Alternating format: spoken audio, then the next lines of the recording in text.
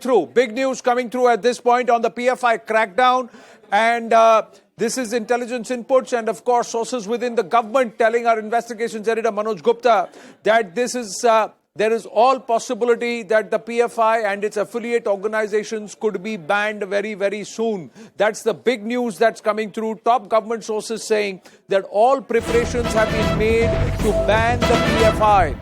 The order will likely be given very, very soon. The government sources are saying that after the rioting, after the raid suggests that the PFI is a dangerous organization. There is enough and more now in terms of evidence in dossier and post the arrest to show that this organization's intent has been nefarious, devious and perhaps hurtful to the interests of India and the Indian society.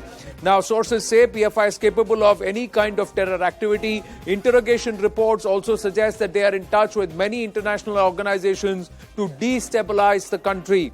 Big news that's come through at this point in time that a ban is imminent, ban is highly likely, that order will be out soon.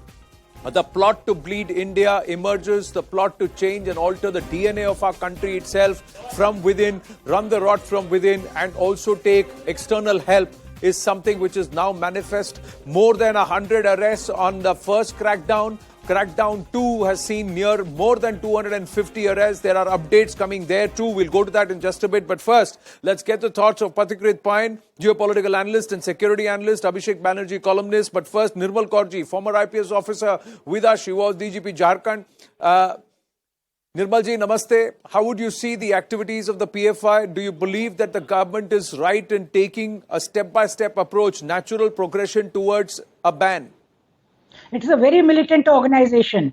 As we saw even in the aftermath of the arrests and the raids, the way they were hurling petrol bombs and destroying property and indulging in loot and arson and the kind of protests they made, the violent protests, it's very clear that they are no different from SIMI. Only thing is they toned down their manifesto and aims so that they cannot be immediately banned because their tone in what their aims they have stated are much softer than those of SIMI, but the goal is the same. Insiders say that the goal is the same, the way they are holding training camps, their militancy, almost their paramilitary-like network.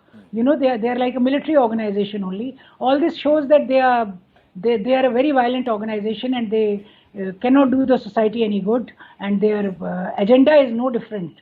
Their agenda is, as in their documents also we found that by 2047 they want an Islamic government in India. And they are indulging in all kinds of things, training people, recruiting them, especially the youth. And they have a number of small auxiliary units. Even if they are banned, they have registered so many smaller units, like SDPI, of course, is their political wing. Yeah. But things like Campus Front of India, National Women Forum, Foundation, lots of these foundations and such outfits they have registered. So that they can continue the work. They have always had this plan B. They always thought because SIMI was banned and they are nothing but, SIMI ka jo president tha, he is their general secretary. So it's the same organization. And they knew that they are going to be banned sooner or later. And they have all these auxiliary units which they have registered. So I think even if it is banned, keeping a watch on those plan B auxiliary units or auxiliary outfits is going to be imperative. Otherwise, they'll keep doing this like they have a Human Rights Foundation. They have about 20 of those foundations registered. And that has to be equally, done, even if the organization, the parent organization, is banned. Here is the concern, Nirmalji. If the government goes out to ban PFI and all its frontal organizations, there are more than 15 affiliates and different organizations which are offshoots of the PFI. If they go ahead to ban them, then could they manifest? Could these people go back all these current levels? They don't even not have 1 or 2 levels. They have tier 4, tier 5, tier 6 levels. Yes. Because even now, after breaking the back of their top leadership and the middle rung leadership, there are still protests that have been organized in Chennai. There are still people who are state secretaries who are absconding from CF, Campus Front of India, from SDPI and others. Now look at what they have done. They have also modified their strategy. First, they were starting to send people to defend and put forward PFI stories. Now they are not sending their people at all because they want to mask. They don't want to put them in public light as to who are their sympathizers, who are their backers, who are the activists. So they could continue if PFI is banned and its affiliate organizations are banned. Here is the thing. SIMI evolved into Indian Mujahideen, evolved into PFI. And they have only perfected the art with each successive attempt. How not to be caught and also they could regroup in many ways, under many ways.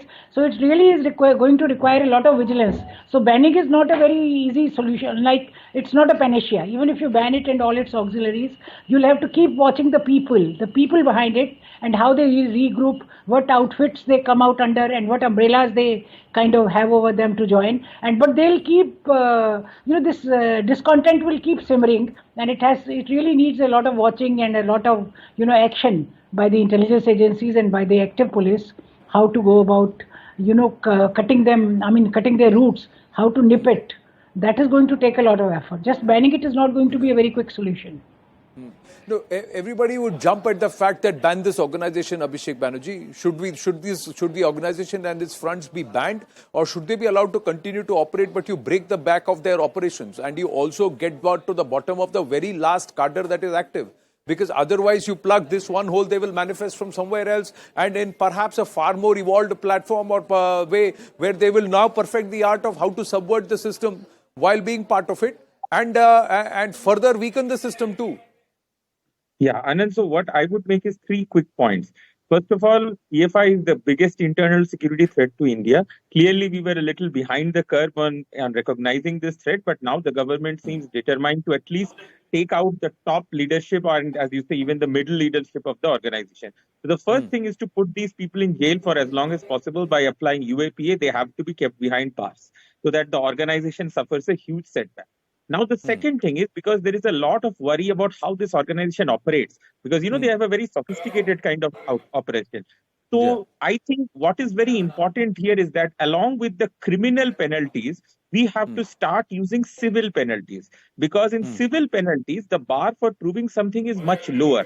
So what we have to do is, for PFI leadership down to the lowest cadre, we have to we have Aadhaar, we have to cut their Aadhaar out of the financial system so that they cannot get a mobile phone, they cannot get a bank account, they cannot get a passport. This is exactly what the Canadians did, right, to stop the truckers' protest. So we have to do that. We have to do a huge civilian crackdown on these people. And the third thing is that it's not that we are helpless just because they are a very diffuse organization with a loose kind of membership. This also gives us an advantage. Because they are a loosely built organization, it is much easier for intelligence agencies to infiltrate them. So we have to take advantage of that. So keep the top leadership in jail, impose severe civil and criminal penalties on their cadre, and infiltrate and destroy this organization. So use Aadhaar or any other social and public identification to not just pinprick them or cripple them, but also to make it the cost of being affiliated with an organization or its fronts like this so dear that nobody would dare to do it. We've got more news coming through at this point. Before I bring in Pathikrit Point, this is again a CNN News 18 exclusive, where we have accessed the